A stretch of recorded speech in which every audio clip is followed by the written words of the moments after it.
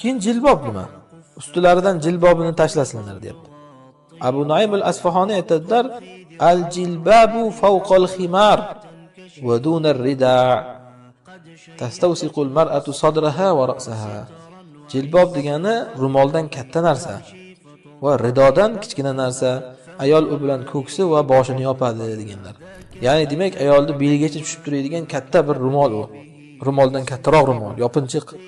O'shani ustidan tashlaganda uni yuzi va ko'ksi, beligacha hamma yog'i yopiladi. Bu tafsirni keltirishimizning sababi bugun hijobni shu boshga tashlanadigan bir parcha latta qilib olishgan. O'shanga ham chidamay ketyapti odamlar aslida. Jag'ing tagidan ura, quloqning orqasidan ura. Hijob u faqat boshni yopadigan ximor, ya'ni ro'mol emas ekan buni. Hijob u jilbob ekan u. Jilbob degani keng, qo'pol qilib aytganda qopdek bir mato. U boshidan boshlab beligacha yopadi ayol kishini. Bu yog'i ham tabiiyki jasadini sifatlamaydigan ko'rinishda bo'ladi. O'rnida gapirganmiz hijob shartlarini. Maqsad jilbob ana shunaqa katta bir boshidan, yuzidan boshlab beligacha yopadigan narsa degan.